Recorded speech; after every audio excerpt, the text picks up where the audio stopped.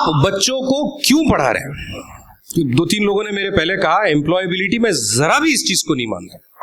I am sorry, जितने speakers मेरे पहले बोल के गए, आप में से जितने पेरेंट्स एम्प्लॉयबिलिटी को लेकर पढ़ाने वाली बात करें, दुनिया की सबसे बड़ी गलती कर। बिना पढ़े लिखे लोग, अपाहिज लोग कमा रहे हैं, छोड़ दीजिए कमा देगा, वो अल्लाह ताला की रहमत है। आप बिल्कुल एम्प्लॉयबिलिटी के लिए नहीं पढ़ा रहे। सबसे पहली वजह पढ़ाने की होती है कि समझ सही और गलत का क्या है। आप सही गलत समझ से हटकर एम्प्लॉयबिलिटी की बात करेंगे, वो बच्चा एम्प्लॉयबिलिटी पे घूस खाएगा।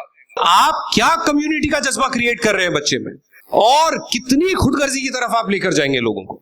एक बहुत गलत सोच हमारे सोसाइटी में ये हो रही है कि बच्ची को इसलिए पढ़ाए कि वो इंडिपेंडेंट हो जाए। इससे गलत और बेवकूफी वाली चीज कोई नहीं हो सकती है। आप बच्चियों को इसलिए पढ़ाएंगे कि उससे जनरेशंस आगे बढ़ते हैं। Independence is different. हम किस डायरेक्शन में सोच रहे हैं?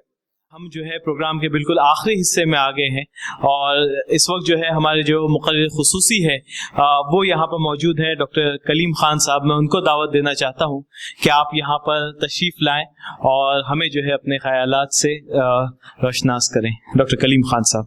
अस्सलाम वालेकुम।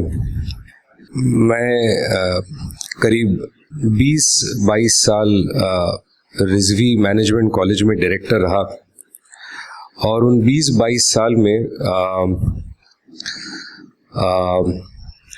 हर साल करीब कई फंक्शन करते थे, और उसमें चीफ गेस्ट और गेस्ट ऑफ ऑनर को बुलाते थे।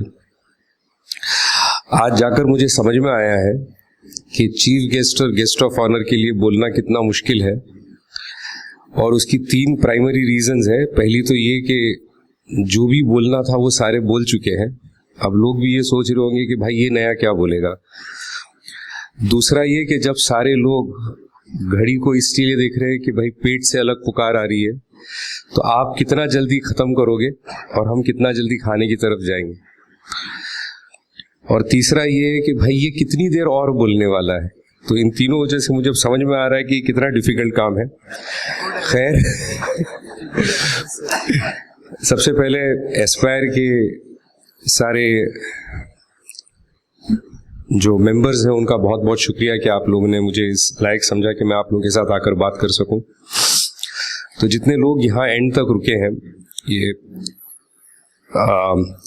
उन लोगों से सिर्फ 2 वादा है कि एक तो ये कि मैं बहुत कम वक्त बोलूँगा, और दूसरा ये है कि जितना मैं बोलूँ आप थोड़ा सुनिए मुझे। इंशाल्लाह अगर फ़ायदा हो तो मेरा आने का यहाँ मकसद जो है वो पूरा होगा। मैं अपनी बात को सिर्फ 2 पार्ट में डिवाइड करूँगा।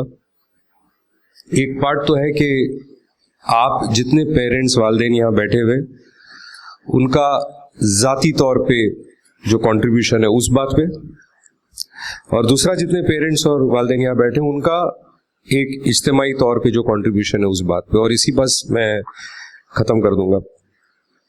बट उससे पहले मुझे बहुत अच्छा लगा कि आपने वो शादाब, यासीन साहब, Rizwan, Sania, Fatima, if I got the names right, Aqdas, इन सबको ऊपर बुलाया और ये रखा। उसका सबसे बड़ा रीज़न ये था कि एक धोनी के नाम पे झारखंड जो है सालों साल बिका है।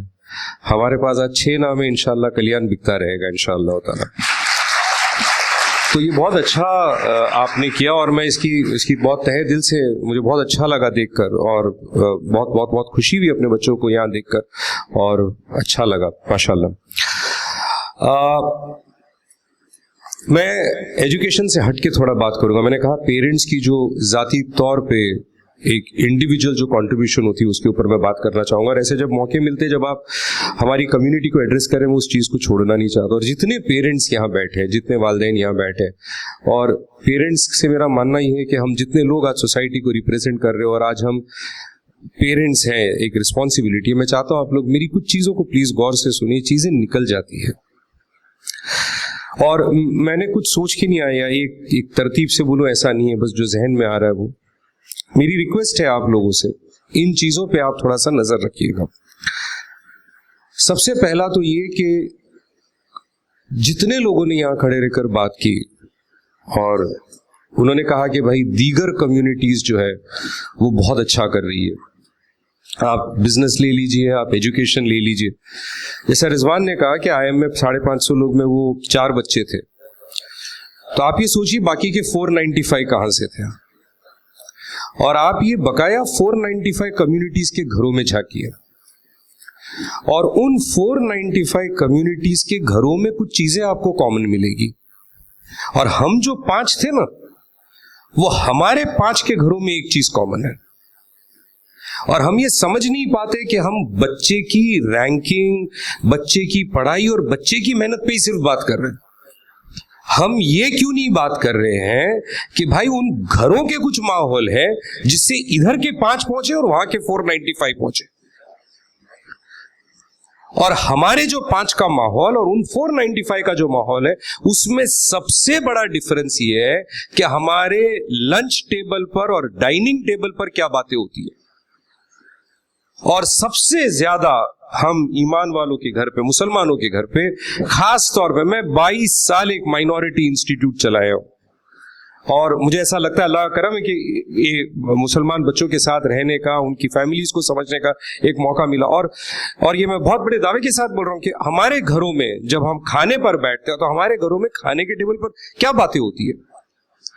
फूफी के साथ झगड़ा हुआ, चाचा के साथ नहीं बन रही, मामू अच्छा नहीं, खाला के बच्चे से बात नहीं करना, नेबर की लड़की किसी के साथ भाग गई, अनुपमा में क्या हो रहा है, इधर क्या हो रहा है, कौन सी ये हमारे खाने के टेबलों का डिस्कशन है। और सबसे ज्यादा फैमिलीज के इख्तलाफ उभर कर टेबल पर आते हैं। आप जब बता रहे हैं ना कि 550 IIM बच्चों में से 5 मुस्लिम बच्चे थे, 495 नहीं थे, उन 495 घरों में देखिए क्या होता है। उन 495 घरों में ये होता है कि फैमिली के टेबल पर ये चीजें जो है ना, फैमिली अपने तक महदूद रखती है, बच्चों को सामने नहीं लेकर आती है। उन घरों में बिजनेस डिस्कस होता है, उन घरों में काम डिस्कस होता है, उन घरों में प्रोफेशन डिस्कस होता है, और इन घरों में यह भी होता है कि पेरेंट्स समझना चाहते हैं कि बच्चे से क्या सीखे और क्या सीखा है। आप एंटरप्रेन्योरशिप की बात कर रहे हैं, आज सबसे ज्यादा कौन सी कम्युनिटीज उसके अंदर आगे है? जैन है, गुजराती है, मारवाड़ी है, कोई इसके अंदर शक दोहराए नहीं है। क्या डिस्कस होता है उनके टेबल पे? किसकी बेटी किसके साथ भाग गई, किसका चक्कर किसके साथ चल रहा है, मोहल्ले में कौन कितना लेट आता है, मामू ने दावत में क्यों नहीं बुलाया, शादी में गए थे स्टेज पे फोटो निकालने के लिए बुलाया नहीं था। ये हमारे घरों के डिस्कशन। अच्छा लगे बुरा लगे मुझे फर्क नहीं पड़ता उससे।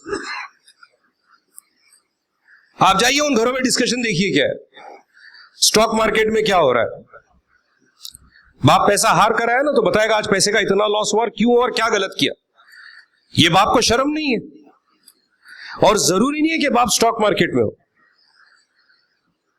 बाप का कोई भी प्रोफेशन होने दीजिए, वो घर पर आकर प्रोफेशन डिस्कस करता है।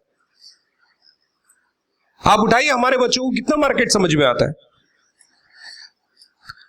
तो ये पूरा का पूरा चीज स्टूडेंट्स पे डाल देना।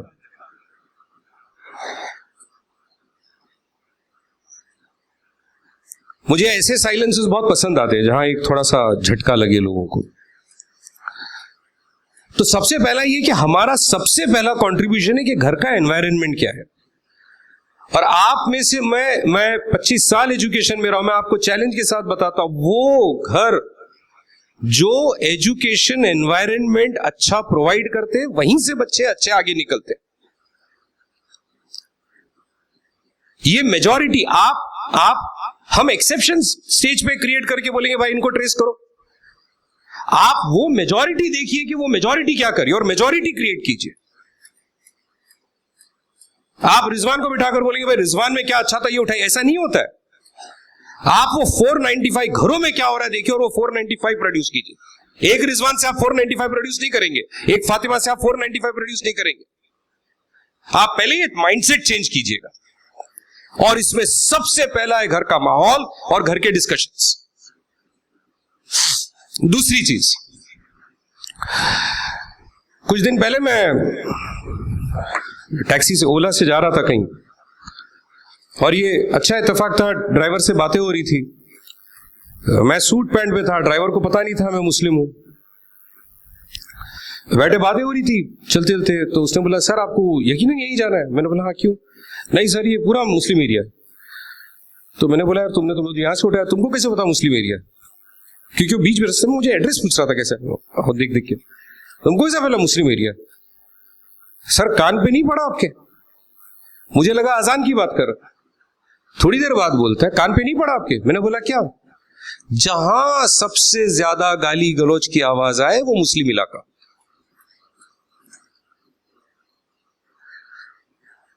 और पेरेंट्स को बखूबी मालूम है हमारे बच्चों की लैंग्वेज क्या है। आप क्या प्रूफ करेंगे यहां 6 लोगों को बिठाकर? आपको पता है आपके बेटी की लैंग्वेज क्या, आपको पता है आपकी बच्ची की लैंग्वेज क्या। आप एजुकेशनल एनवायरनमेंट क्रिएट करेंगे। यूके में पुलिस का एक कॉन्सेप्ट होता है जिसको बोलते हैं ब्रोकन विंडो, और पुलिस इस कॉन्सेप्ट पे काम करती है। कौन से कॉन्सेप्ट पे काम करती है? उनका एक रिसर्च था कि सबसे ज्यादा चोरियां जो है वो वहां पर होती है जहां पर एक खिड़की, ऐसे मोहल्लों में, ऐसे इलाकों में जहां पर एक खिड़की थोड़ी सी छोटी सी टूटी हुई हो। और इस रिसर्च से उन्होंने प्रूव किया जहां जहां आपके छोटे छोटे खिड़कियां टूटी हुई दिखाई देगी वहां चोरियां सबसे ज्यादा होगी। इस रिसर्च की फाइंडिंग्स क्या थी? वो ये था कि जहां खिड़की छोटी सी टूटी हुई है उस घर का जो मालिक है वो निहायत ही लेजी है। छोटी टूटी है ना, छोड़ दो, कुछ करना नहीं है उसका। तो उससे ये पता चलता है चोर को कि जिसने अपनी टूटी खिड़की को रिपेयर नहीं किया है उसने बर्गलर अलार्म को रिपेयर नहीं किया होगा, शायद ताला बराबर से नहीं लगाता होगा, शायद लॉक नहीं करता होगा, फलाना ढिमका वगैरह। तो ऐसे जगह पे चोरी करना इजी है बनिस्बत इसके जो घर परफेक्ट हो, अच्छा हो। क्योंकि जो घर परफेक्ट है, अच्छा है, वो ओवरनाइट परफेक्ट और अच्छा नहीं होता है, उस पर रोज की मेहनत लगती है। तो चोर चोरी करने के पहले सिर्फ 2 चीज देखता है, टूटी विंडो और दूसरा धूल मिट्टी वाला घर। धूल मिट्टी वाला घर बहुत दिन से बंद है, टूटी विंडो मालिक को पड़ी नहीं है। इसका मेरी बात से क्या ताल्लुक? बुराई बच्चे की जुबान से। आपने उस ब्रोकन विंडो पे कंसंट्रेट नहीं किया कि भाई जबान खराब है। अब आप चाहते हैं कि बच्चा ये 10th में रैंकर बने, 12th में IIT के लिए क्वालिफाई करे। ये छोटी चीज है, आप यहां से शुरू कीजिए। और ये कौन से मुआशरे से हम बात करते हैं जिसमें जबान पे आप पहली चीज कलमा सिखा रहे हैं और एक ही जबान, बाकी अल्लाह ताला की अलग मसलियत है, 2 हाथ 2 जबान एक। और जिस जबान से आपका बच्चा आप कलमा पढ़ाते हो उसी जबान से आप जाके देखिए मार्केट में आपका बेटा या बेटी किस लैंग्वेज में बात कर रहा है। ये जब तक ब्रोकन विंडोज पे आप काम नहीं करेंगे तब तक आप एकेडमिक एक्सीलेंस जान ही नहीं सकते। हमारे बच्चे थोड़ा सा इंग्लिश पढ़ने लगते ना तो F लेटर वर्ड जो जुबान पर अलग चढ़ जाता है, बस यही क्वालिफिकेशन रह गई। तीसरी चीज, मेरा काम आपके सिर्फ सामने लाना है, बाकी डिनर पर आप सोचिए, थोड़ा सा और बोल सकता हूं। तीसरी चीज, आप बच्चों को क्यों पढ़ा रहे हैं? 2-3 लोगों ने मेरे पहले कहा एम्प्लॉयबिलिटी, में जरा भी इस चीज को नहीं मानता। आई एम सॉरी, जितने स्पीकर्स मेरे पहले बोल के गए, आप में से जितने पेरेंट्स एम्प्लॉयबिलिटी को लेकर पढ़ाने वाली बात करें, दुनिया की सबसे बड़ी गलती कर। बिना पढ़े लिखे लोग, अपाहिज लोग कमा रहे हैं, छोड़ दीजिए कमा देगा, वो अल्लाह ताला की रहमत है। आप बिल्कुल एम्प्लॉयबिलिटी के लिए नहीं पढ़ा रहे, आपके पढ़ाने की वजह अलग है। सबसे पहले, और जितनी मदर्स यहां बैठी हैं, जितनी वालदा यहां बैठी, आप प्लीज, ये हमारी सोसाइटी मुस्लिम एकदम अलग डायरेक्शन में जा रही है और आप प्लीज मेरी बात को आज सीरियसली लीजिए। सबसे पहली वजह पढ़ाने की होती है कि समझ सही और गलत का क्या है। आप सही गलत समझ से हटकर एम्प्लॉयबिलिटी की बात करेंगे, वो बच्चा एम्प्लॉयबिलिटी पे घूस खाएगा। सबसे पहला रीजनिंग आपका पढ़ाने का सही गलत की समझ है। और दूसरा रीजन आपका पढ़ाने का यह है कि, एंड चौधरी साहब कॉम्प्लीमेंट्स, मुझे बहुत अच्छा लगा आपको सुन कि आप क्या कम्युनिटी का जज्बा क्रिएट कर रहे हैं बच्चे में। और कितनी खुदगर्जी की तरफ आप लेकर जाएंगे लोगों को। आपने जितने कम्युनिटीज के नाम गिनाए वो सारे के सारे कम्युनिटी सस्टेनेंस के काम पे लगे, बोल के नहीं बताते बट सारे के सारे कम्युनिटी सस्टेनेंस के नाम पे। आप चेक कीजिए, आप जैसा आपने आपने जो आंकड़े गिनाए कि क्रिश्चियंस, जैन, सिख्स ये क्यों नहीं उठाते हैं आपके माइनॉरिटीज के फायदे। जिस दिन माइनॉरिटीज के स्कॉलरशिप्स कम हुए, सिर्फ मुस्लिम लोगों ने आवाज उठाया, बाकी कोई कम्युनिटीज ने आवाज नहीं उठाया। उसका रीजन ये है कि हम लोग ने मादा ही नहीं पैदा किया है कि पढ़ने के बाद और अचीव करने के बाद कम्युनिटी को सर्व करना है। एक अलग रुझान चला है, और खासकर जितनी लड़कियां यहां हैं और जिन लड़कियों के पेरेंट्स यहां बैठे, एक बहुत गलत सोच हमारे सोसाइटी में ये हो रही है कि बच्ची को इसलिए पढ़ाए कि वो इंडिपेंडेंट हो जाए। इससे गलत और बेवकूफी वाली चीज कोई नहीं हो सकती है।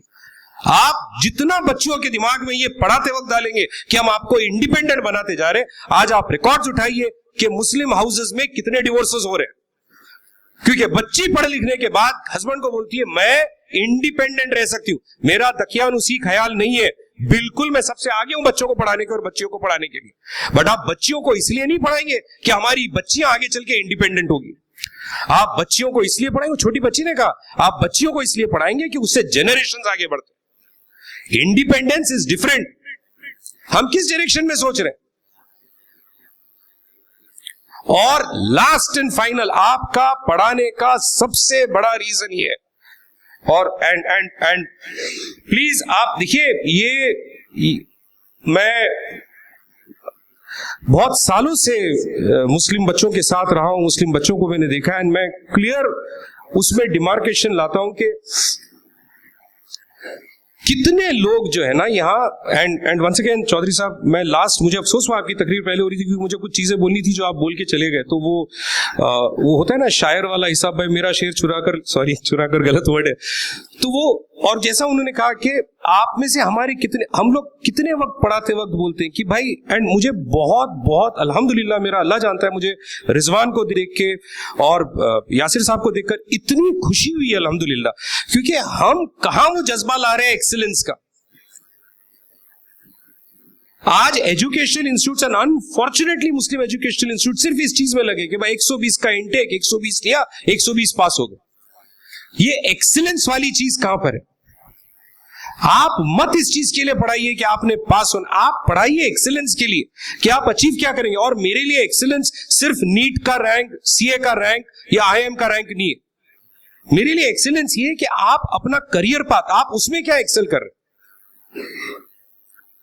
आप रिजवान को पूछिए, वो शादाब को पूछिए, आप फातिमा को पूछिए कि कितने हर साल आईएम्स में गए होंगे, कितने रैंकर्स रहे होंगे, कितने डॉक्टर्स बने होंगे। आज कितने लोगों के नाम आपके सामने जिन्होंने लाइफ में बहुत बड़ा अचीव किया। ये स्टेप्स है। आप जब तक हमारे कम्युनिटी को एक्सीलेंस में लेकर नहीं आएंगे आगे, तब तक हमारी इस एजुकेशन का कोई फायदा नहीं है। सो जितने पेरेंट्स यहां बैठे, इंडिविजुअल लेवल पे सिर्फ आपको इन चीजों का ख्याल रखना है। एक आपका घर का एनवायरनमेंट, दूसरा छोटी चीज है ब्रोकन विंडोज, और तीसरी चीज है आप बच्चे को पढ़ा क्यों रहे। इज्तिमाई तौर पे मुझे बहुत अच्छा लगा सुन के कि एस्पायर क्या काम कर रहा है। एक बहुत बड़ी तकलीफ हो रही है हम में से जितने लोग यहां पर पेरेंट्स और 30 के अदर साइड पर हैं,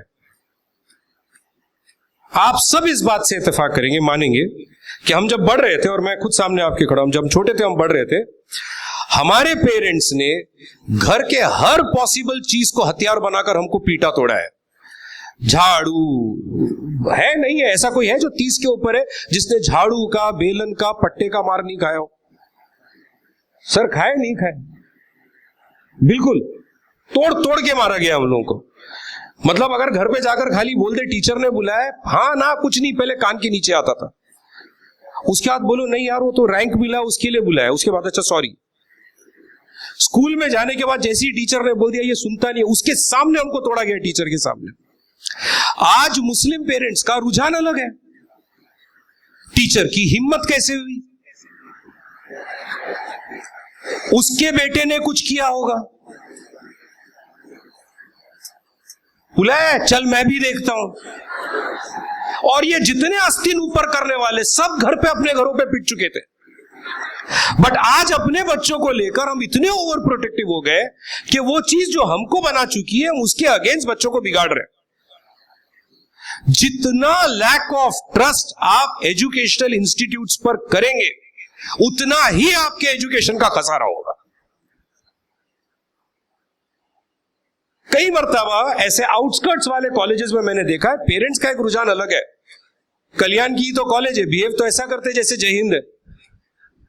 अरे कल्याण की कॉलेज है, आपका सारा है, आपके बच्चे का जो परसेंटेज होता ना उस पर ग्रेजुएट भी नहीं होता था।